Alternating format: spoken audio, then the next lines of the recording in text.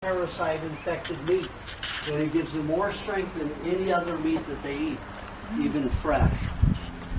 And then they'll just run down that antelope. The antelope, you see it at the end. The antelope just can't even stand anymore. And the other guy, the natives are there just ready, and they're still going strong. Think about that. The medical profession wants you to be in fear, period. So they get you to believe that wiping your butt, you have to put some kind of deadly chemical on your body so the E. coli won't kill you. It's insane. How many animals do you go around licking each other's butts all day long?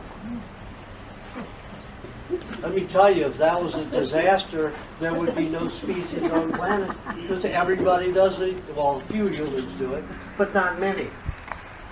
Think about that. It is garbage. It is trash that they're feeding you.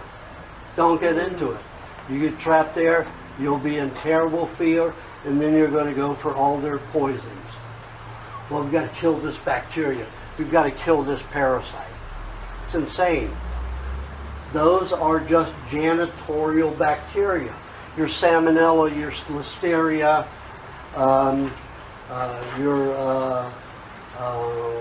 Campylobacter, those are all janitors.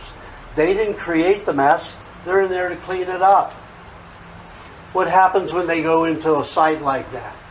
They see a cell being eaten up by this bacteria. They don't tell you that that cell is dead or dying or decayed. There's a heavy problem with that cell. They just say, see, it eats up this human cell. It has a place. It has a time. They want you in total fear and doing whatever they want. Okay, so don't be afraid of bacteria. Don't be afraid of waste. Be afraid of all the antibacterial chemicals that kill your cells along with the bacteria, because your body is 99.5 bacteria. What do you think it's going to do to you? Is ammonia good? Is chlorine good? Is fluoride good? All those things are poison, and they will hurt you. Okay, I can't wait for her. So, the body works very simply. The more sicker we get, the more things we do wrong, the body has to work differently. Everybody's body works as it should not. I'm going to tell you how the body works when you eat properly and take care of it properly. Now we'll start what we need to eat, what humans were designed to eat. Now, how did I discover this? Autopsies, then watching people's taking a certain kind of little tubule absorber that will absorb different foods as they're digested at different times during the intestinal tract. So I used thousands of those over a 10-year period. What I found was, in the mouth, we have more bacteria than dogs and cats, so don't anybody bite anybody. We have more bacteria in our mouth than cats and dogs. The only creature on the planet that has more bacteria than we do in the mouth is a fly.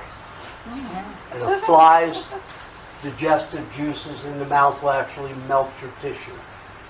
It is there to just dissolve. It's like hydrochloric acid.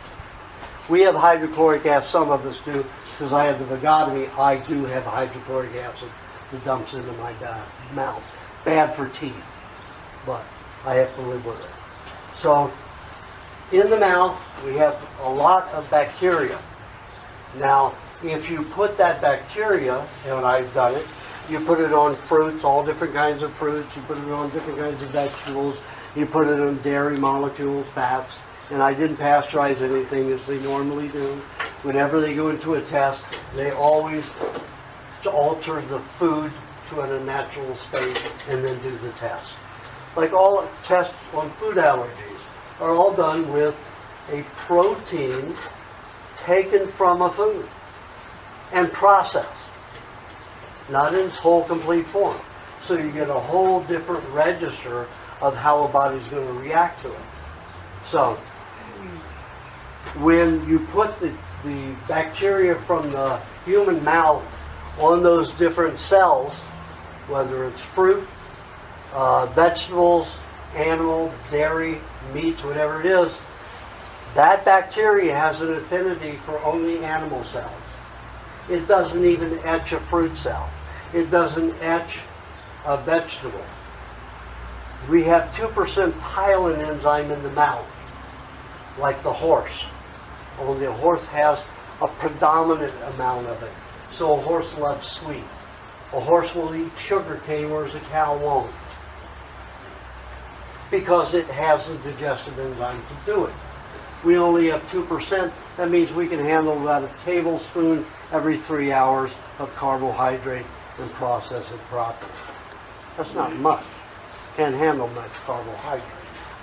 But animal tissue, animal cells have a great affinity, or that bacteria has a great affinity to animal cells. Then as the food passes into the stomach, what do we have?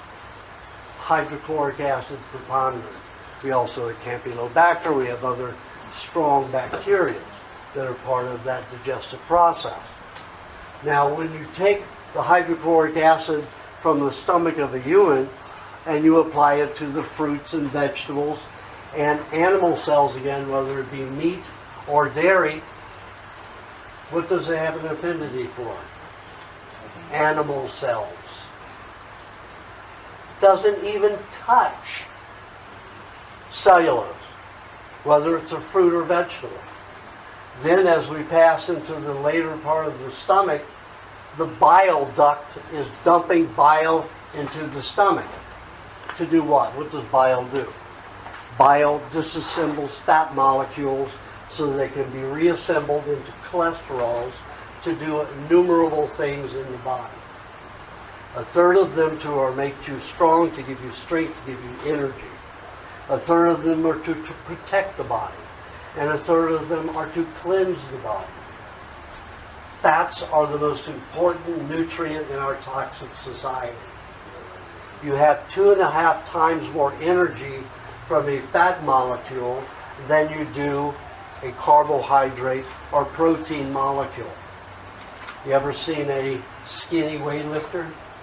You ever seen a skinny wrestler? You have no energy unless you do that. Your bodybuilders, they'll tank up on fats, like Schwarzenegger, when I knew him, tanked up on fats all long before. He'd eat the raw milk, the raw meat, the raw eggs, do it all. And he was Mr. Universe 7 times, the only person in the world that's ever done it. More than 2 times. He did it 7 times. All of these raw foods. And then he bans raw milk when he's a governor. Idiot. You know, he's working for the wrong people. Of course, he was a Nazi like his father. When I knew him, he was a Nazi. Thought like a Nazi. Thought a lot of people should be exterminated. That's the type of man he is. So he was helping exterminate people who eat raw milk, you know, to downgrade its quality. So as the food passes into the intestinal tract, what's predominant there? Bacteria. 90% of all activity in the intestines is bacterial. Only a little bit of hydrochloric acid continues to be produced as needed, and bile also. Now we've got a lot of little villi. You see those little tentacles that are in the ocean, and you see fish go through them. Well, as food particles go through them in your intestines, it measures what they are and what they do. It measures how much hydrochloric acid. Now, hydrochloric acid and digestive juices are to break down the larger clumps of food into smaller substances, like molecules, to get the bacteria in so it can digest all of it. Take an herbivore, take a cow. You look at its feces, it's full of grass, undigested. It's full of hay, undigested. only about 65% of that food is digested, and they've had 24 hours to digest it. I mean 48 hours to digest it. A human only has 24 hours to digest their food before it passes through. Plus an herbivore, a cow and sheep and goat and all of those animals, has 60,000 times more enzymes to disassemble the cellulose molecule to get the fats and the protein from it. So when we put vegetables in our systems, we only digest 2%, and not well. That's why the food community, the food industry says, we'll cook it and we'll process it for you and you'll digest it more. But in what form? How much energy and health is it going to give you? Well, we see very little. We've got a ramp. We have more disease than third world countries. We have more cancer than any other country in the world in America. America is the most diseased state in the world, country in the world. That's not a good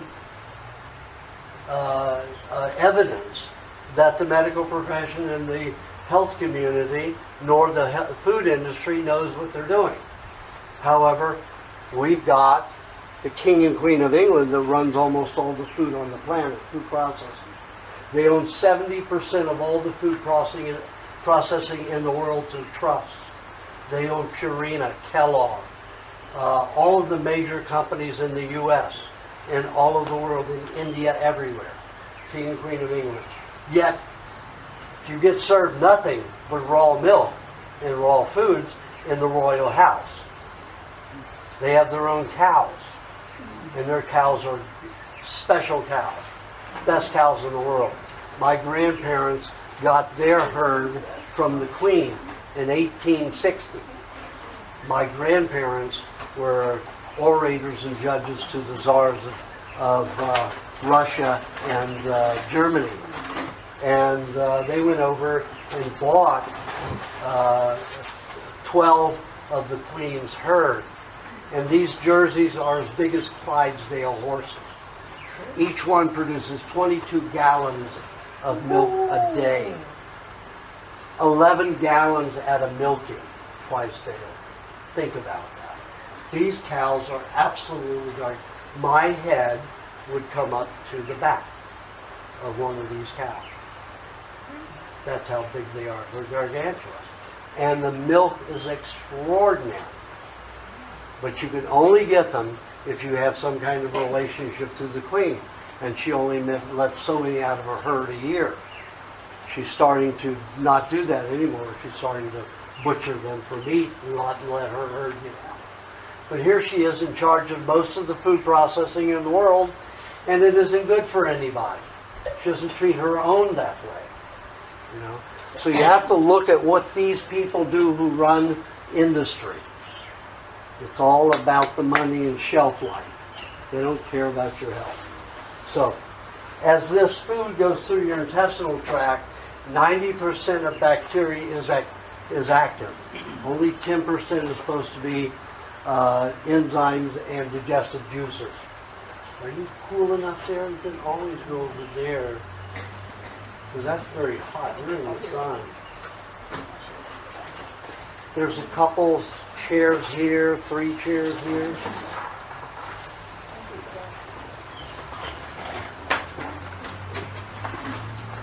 Another really soft, nice chair over here.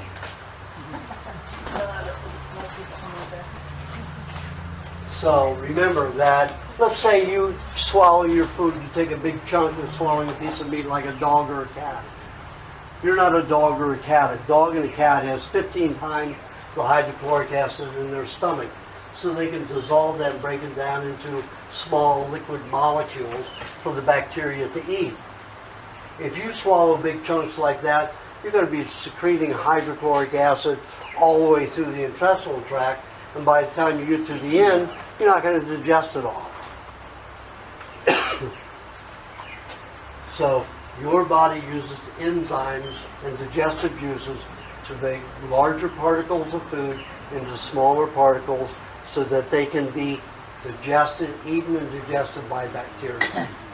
Bacterial waste is our food. The urine, feces, and sweat of bacteria is our food. Get all of that icky, frightened bacteria stuff out of your whole system. It will panic you into doing stupid things like poisoning yourself with medication. Period. We are 150 bacterial genes to every one human gene. We are bacteria. Don't be afraid of bacteria.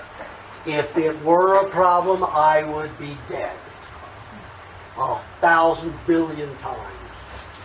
Because I eat really rotten stuff frequently. Not all the time, that's not all my diet. But let's say I'm going to do, normally I don't do any exercise. Carry my groceries once a week, as I said, and I'll get up in front of a group a couple times a month, and I'll stand up here for sometimes 11 hours. I like to have a lot of high energy for that. So I had my high meat this morning. I left my meat out at 6 o'clock last night, ate it at 9 o'clock this morning. Charge myself up. I will have enough energy to go through. I will have clarity of mind to get through this without losing anything. You've seen that I've already danced around the subject, left the subject, danced around it to tell you adjacent stories, and then come right back to where I was when I started to complete it. My mind can think complex as long as I feed it this good, healthy food. When I ate bad food, I had trouble making sentences and words, much less doing complex things consciously. So all the way through the intestinal tract, the main activity that's transpiring is bacteria is eating the food. Its waste is our nutrients. They get absorbed. Those nutrients get absorbed into the lacteal system. So we've got the small intestine that weaves its way back and forth all the way down here, connects at the ileocecal valve, going up the bowel, ascending colon, transverse bowel, and down the descending. So it'll be held up in the sigmoid colon for a while to absorb everything that's been digested and then passes out when the body's satisfied with what it's derived from. In that process, it's all bacterial. It gets absorbed into the lacteal system. The lacteal system is a web network, like a massive spider web that leaves the intestinal tract and delivers it to the lymphatic system. Now, they call it the lacteal system because everything, if you've digested a blackberry, and after the bacteria digest it, it is a clear milk substance, just like milk. So they call it lacteal, meaning milk. Then the lymphatic system breaks it down further into other nutrients.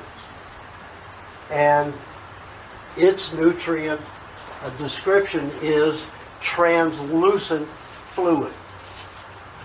Now the lymph system is a fluid system that runs through the body like the blood and neurological fluids, very complex network. However, it's endowed with two purposes, two chores to do. It is supposed to feed every cell in the body except for the red and white blood cells, except for the bloodstream. It'll help clean the bloodstream, but mostly the white blood cells do that. And it's supposed to clean every waste from the body. It's supposed to take dead cells, dissolve them into a fluid substance, dump it in the connective tissue to be perspired out of the body. 90% of the body's waste is supposed to lead to the skin, the largest organ of the body. 90% is supposed to lead to the skin. So anybody who gets rashes, acne, skin cancer, what it is, whatever it is, their body's getting rid of garbage through the skin. It's a good thing. If it stays in the body, it's going to create more damage. If it goes to the intestinal tract, if it does that to the skin, what's it going to do to the intestinal tract? Then all of a sudden you're not digesting anything. And then you're on your way to a fast, deteriorated state and onto the other side, out of this body. So, that lacteal system and the lymph system have their jobs like everything else. Now, what happened in the 60s? We were given the garbage information that animal fats were bad and vegetable oils were good. Let's take a look at it. You take a vegetable oil, you apply the hydrochloric acid to it, you apply our mouth bacteria, you apply the bile to the vegetable oil, and does it break it down? 2%. Again, you apply those things to animal fats, break them down, disassemble them quickly. So we were told a big lie. And where does the vegetable oil come from? Vegetation. What animals eat vegetation? Herbivores. Entirely different system. You put their bacteria and their digestive juices with animal fats, they don't break them down properly. You put their digestive juices and bacteria with vegetation, and it breaks it down wonderfully. That's the way to tell what an animal can eat and what it can't. You have to see what factually that bacteria breaks down, what those enzymes break down, what those digestive juices disassemble. So, the lymphatic system has a very important part in the body. It is the main problem in cancer. Dead cells have to be dissolved.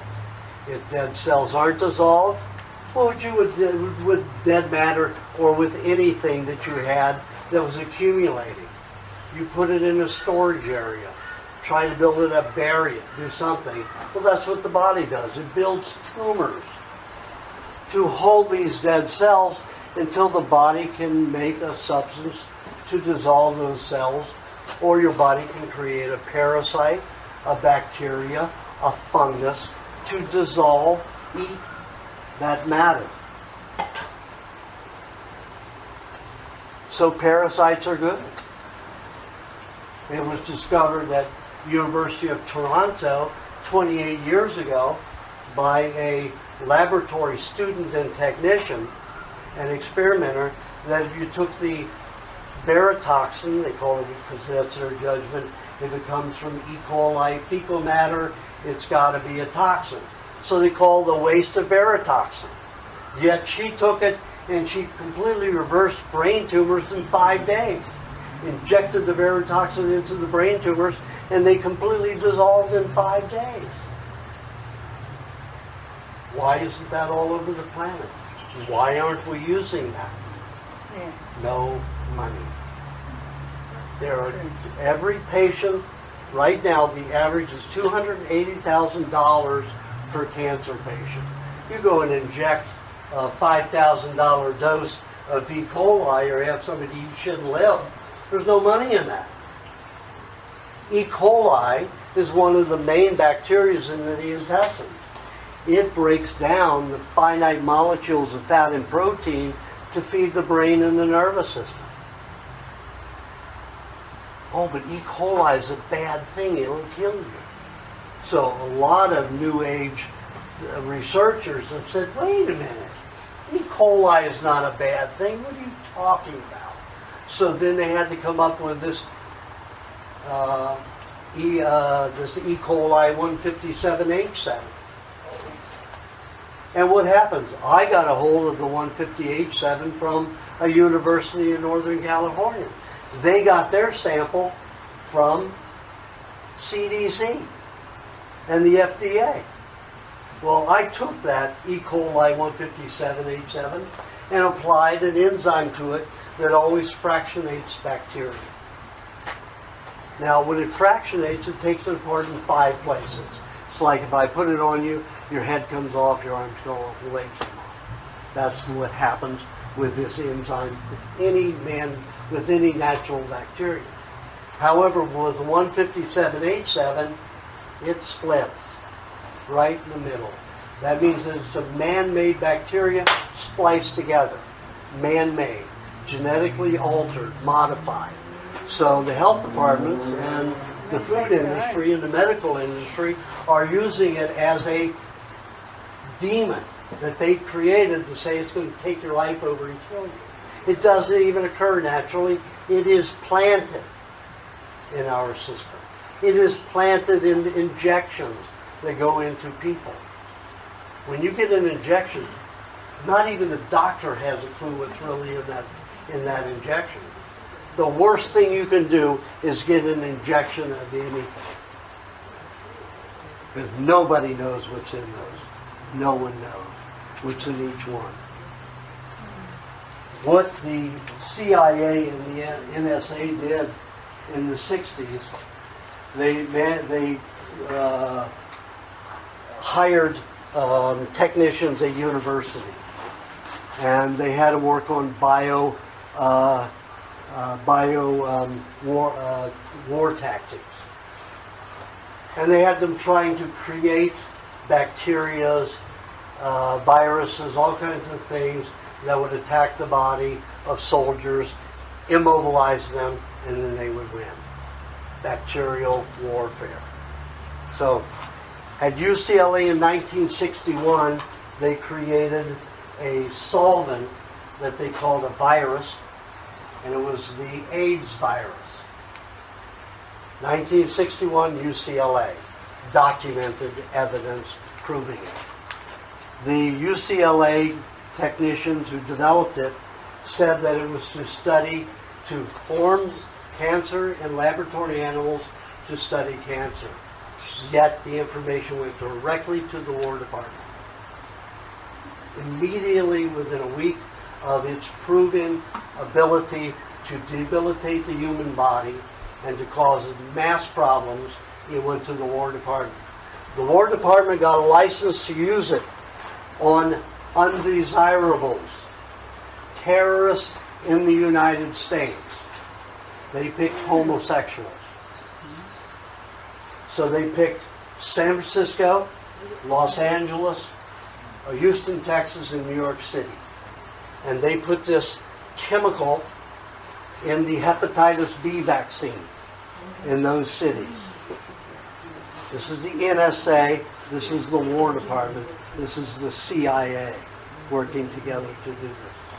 So, they put it in the hepatitis B vaccine because they found that homosexuals in those cities were the prominent people getting hepatitis. So they went to their pharmaceutical buddies and said, anybody who has hepatitis has to get a hepatitis B vaccine. And then we had only 10% of the people, heterosexuals, who got AIDS. 90% of them were homosexual. They targeted them. Then, in the 70s and early 80s, they decided to use it in Africa. So, the King and Queen of England, the government of the UK, and the American government paid for 185 million doses of smallpox-infected AIDS bacteria. So that's when we had 125 million cases of AIDS. Then they went on to do the Ebola, documented by Dr. Leonard Horowitz. Strecker was the one who Dr. Strecker was the one who documented that the AIDS virus was created at UCLA, and his brother, who was an attorney with a senator from Wisconsin, I believe it was, or Minnesota, went for the Freedom of Information Act and got all that documentation from the War Department and how they put it in the hepatitis B vaccine document. Man-made diseases that they use those diseases to scare the hell out of you, to sell more prophylactics, to do all this garbage about AIDS, when the only way you can get it is having it injected into you with a transfusion or a direct chemical inundation. You can't even eat it and get it. has to be injected into your blood, into your muscles, or somewhere in your body, or to start dissolving the system, breaking it down, tearing it apart. It's not a virus. It is a chemical assault created by UCLA. Ebola was created at Millhouse Laboratories in New York. They want you to be terrorized and do whatever they say. Poison yourself, be slaves to whatever it is. So, the body does not have, the next myth I'm going to try to burst for you. My mother hated the word bust, it was burst. Okay. So my mother's still in my head and she died this year. That's scary. So, I'm going to burst the bubble of another myth. And that is, anybody guess? Anybody psychic here? Cholesterol. Pardon? Cholesterol. Well, cholesterol, yeah, that's a good one. No, but the myth that you are going to have a problem with nature in any way. That is the ultimate myth. Nature is out to get you. You have to be afraid of nature. That is their ultimate goal. And they do everything they can. They've got ticks now. They say give you Lyme disease. Well, if you've got a disease that you can label spirochetes, where are the spirochetes? And people who have spirochetes don't have the symptoms that are so-called Lyme disease. You have to go through 5 tests to say, maybe you have Lyme's disease. It's all crap.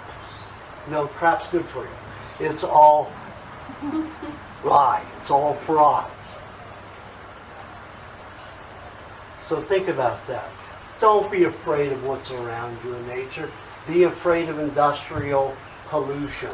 That is your enemy. All cancers, all disease is created by industrial behavior. Even if it's cooking your food. Cooking your food is an industrial act that destroys nature. People say to me, well, what if I just sear my meats? 30 seconds. Let me sear your arm. Is that good? 30 seconds? No, you've lost 3 layers of skin. You've lost 2 layers of muscles in 30 seconds. What do you think it's doing to your food? Our digestive process is to break down those molecules of healthy, solid nutrients to reutilize in the system in a human cellular form. Anytime you destroy anything, you're creating toxins. Just on a ordinary level where you check for byproduct toxins from cooked foods, we have 3 main toxins that are identified as carcinogens. That means cancer causing in an animal. Acrylamides from cooked processed carbohydrates, heterocyclic amines from cooked processed meats, and lipid peroxides from cooked processed fats. Then you have 29 other subdivisions of those 3 toxins. I named all 32 of them in the last 50 pages of my recipe book, for those who are interested in the science. I don't put hardly any science in my first book. It's about foods getting well, doing what it takes. If you've got the mindset to have to learn how this really works so I can free my mind up to do this stuff, you'll find it in my recipe book, the last 50 pages. How all the science I can pull up to prove what I have to say about the raw foods and even the meats works. Proven. So, myth is Nature's out to get you. Your own body's going to attack you. So, a sub-myth of the major myth is an immune system. We have an immune system. We have a system that automatically braces itself against stuff in your body. Absolute crap. We have a simple system, which is the lymphatic system, which cleans waste and toxins that don't belong there out of the body. Simple. There's no army, there's no immune system. It's just a cleansing process.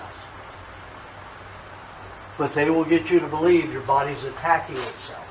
No, the chemicals from industrial contamination, all the 60,000 chemicals that now go into food and food processing, and all of the 120,000 chemicals that are now in medication, those cause your problem. Always. No animal in nature who has not had its food encroached upon and altered has disease. They eat one another well and healthy. There is no disease in those animals. There are 4 tribes on the planet up until the great 12-year now drought that decimated the Maasai tribes. There were 4 tribes on this, known tribes on this planet that lived only on raw milk and raw meat. That's it, raw milk and raw meat. 2 products. The Fulani lived on 95% raw dairy, 5% cooked meats, and they only ate cooked meat once a month. But they'd eat a lot of it at one time. The Samburu lived on 70% raw milk and 30% raw meat. No disease, no dental caries, no tooth decay. Can you imagine going through all of your life with good teeth, never having a cavity, till the day you die? You're able to eat all through your aged life. It's pretty phenomenal. And the Maasai tribe, 65% dairy, 35% raw meats.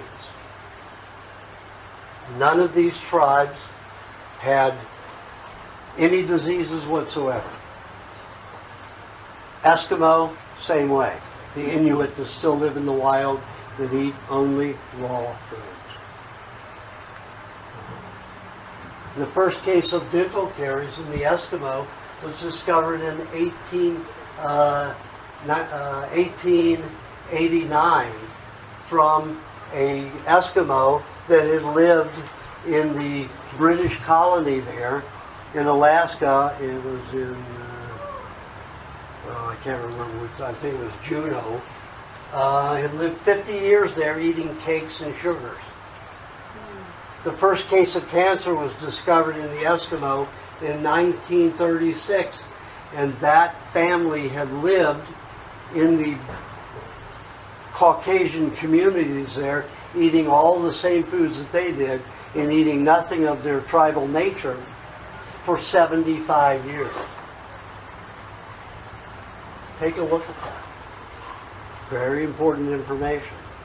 And did anybody see that issue in 1971 in National Geographic that showed a tribe that lived to 150 years old in Georgia, Russia? You will never see it published again because they don't want you to know it. They interviewed people, National Geographic.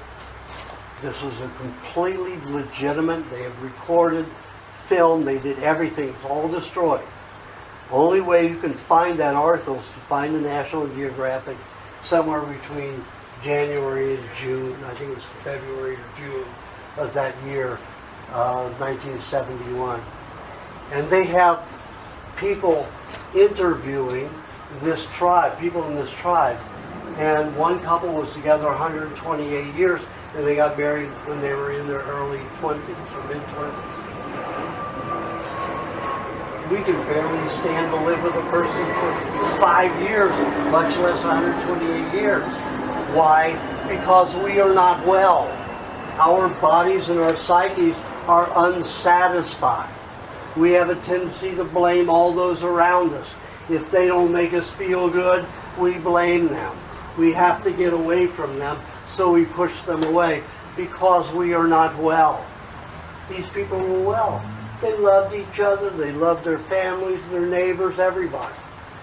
They interviewed a man that was out 138 years old, still working on a horse, plowing the fields. Think about that. Isn't that a wonderful society? Why don't we get that information? Because it doesn't serve industry. It doesn't serve the King and Queen of England with her food manufacturing.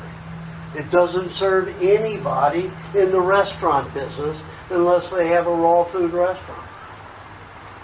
And there's only 1% of those on the whole planet. And those are major restaurants. We're not talking about including McDonald's and all the crap food places. And does anybody see Super Size Me, the movie? No, hear about. Super Size Me in the movie is this 27-year-old guy who decides that he's going to prove that McDonald's is good food and eats nothing but McDonald's for 30 days. Breakfast, lunch, and dinner. By the 10 days, this guy is violently ill. He is having diabetic symptoms, passing out, vomiting, diarrhea, everything. He stuck it out for the whole 30 days. He was a psychological basket case and very ill. Think about that. Well, then they interviewed several of the executives of McDonald's, and McDonald's does. That guy says, well, you're not supposed to eat only McDonald's. There are other food sources and other food needs on the food pyramid. You can't get them all at McDonald's, you know. So eat at McDonald's 3-4 days a week. That was his comment. We wouldn't eat it once we did. Think about that. It's insane. If you can't live on it 10 days without violent reactions, you shouldn't be eating any of it at all. Good food will never make you feel badly. Now, the first tribe that I got to, and this was a difficult process, I went to the Philippines, heard that there were very primitive tribes still living in the old ways, and there are 7,107 islands in the Philippines. Islands have never been walked on by a Caucasian anywhere in the world, anybody but their native tribes on those islands. So I wanted to go investigate them. This is 3 years ago. So I went to Davao on Mindanao, the biggest island there next to Luzon. Luzon's way up there, that's the northernmost island, and then Mindanao is the lowest. More tribes around there, less population. So I went to the government to get permission, and they said, most of those tribes are cannibals, they'll eat you. I said, this isn't New Guinea, and this isn't 100 years ago. I doubt that. And they said, oh, we know. We've lost many people. You know, so they never come back. I said, maybe it's better there. Maybe they don't want to come back. They did not like anything I said. So I was there almost every day, every weekday for 3 weeks. They refused to. In fact, they got so upset with me, they called budget rental car and all the rental cars in Mindanao and said, do not rent a vehicle to this man, Aajonus Vonderplanitz. So I was banned from getting a vehicle. I had to go find a driver with his own vehicle to take me places. So I was very frustrated and upset that I wasn't going to get permission from the government. So I went to a spa, a health spa, a legitimate health spa, and to get a massage, a legitimate massage. And the receptionist was a Filipino girl, pretty dark, and there was a bassinet behind her with her baby. Month and a half, 2 months old maximum. White as a white t-shirt. I mean, white as white, and her blouse back there. And the baby barely breathed, barely moved. And I knew it wasn't asleep. and I thought it was a big problem.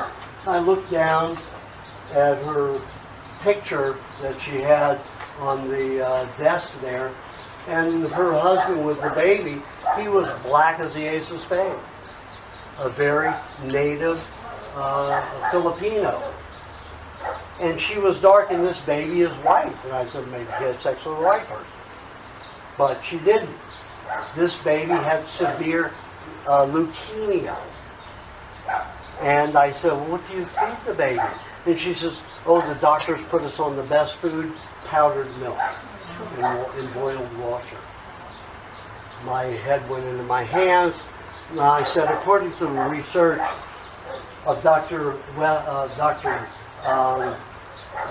Francis Pottinger, back in the 40s and 50s, who put 900 cats for 10 years on raw and cooked diets, found that powdered milk created more diseases, 2,300 diseases, and caused the most severity of all diseases, especially diabetes.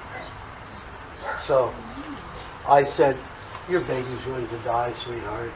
So I had made a connection on an island, only a ferry ride, a 20-minute ferry ride away.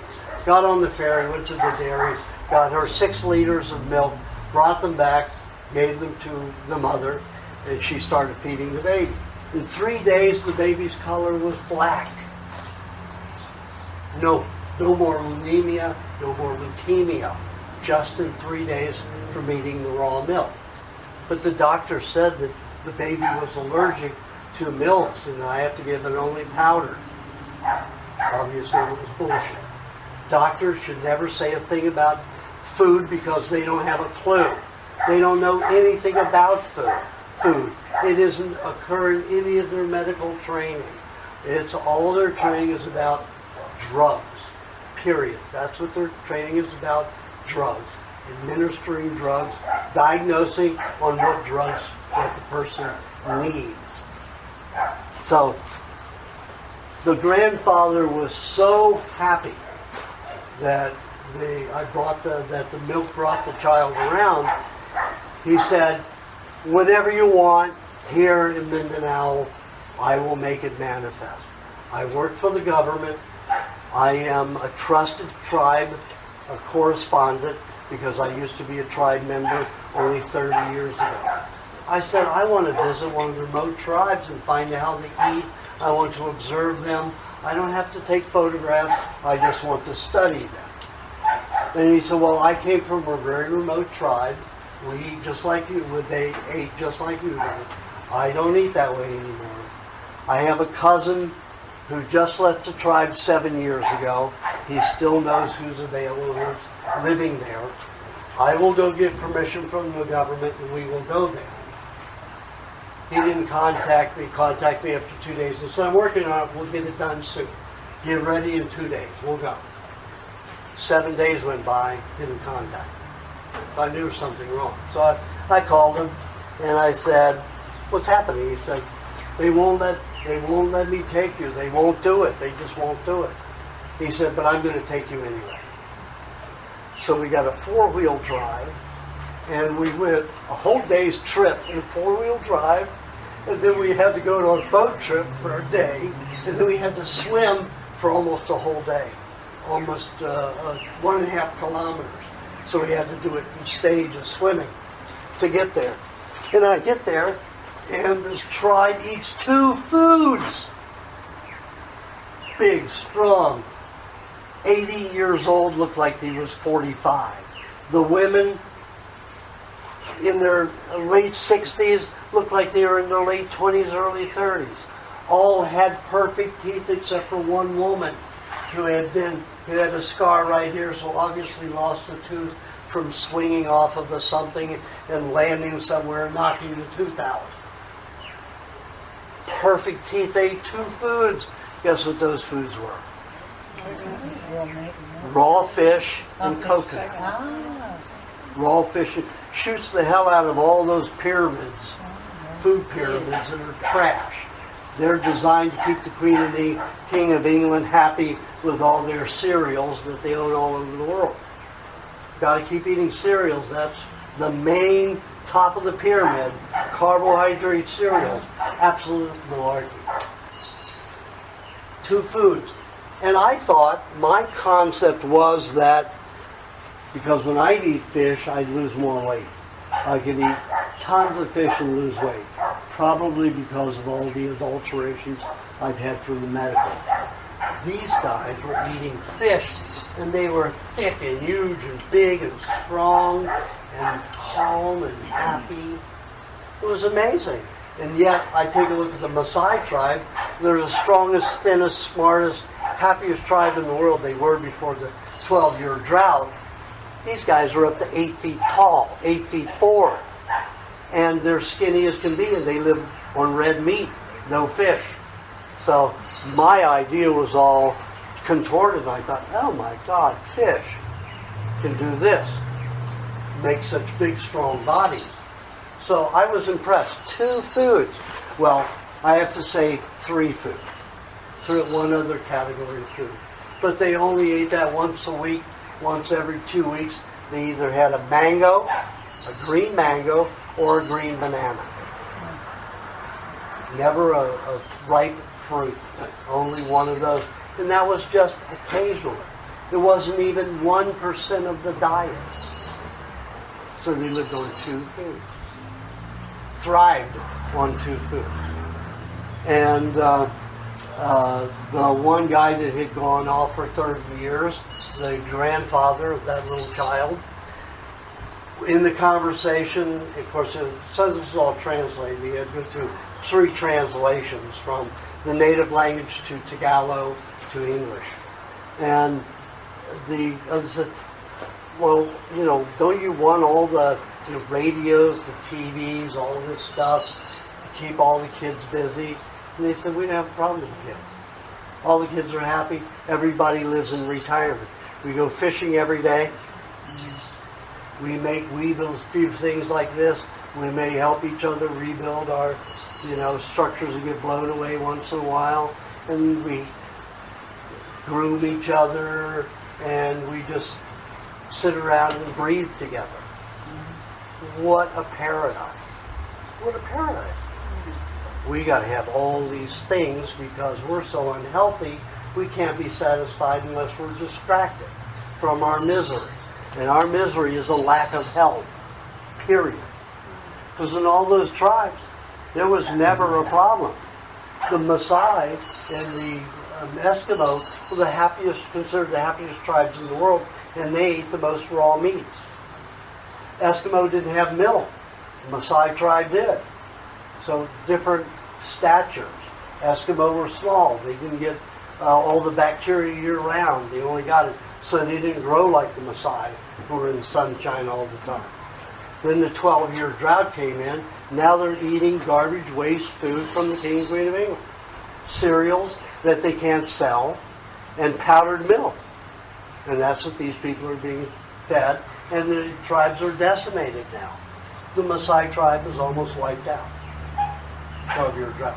Who caused the 12-year drought?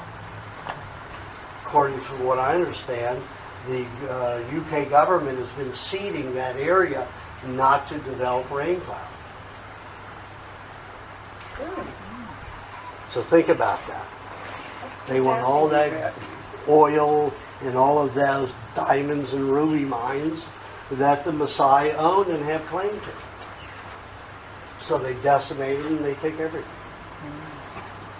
They have to own the planet. Enough is not enough. Too much is not enough.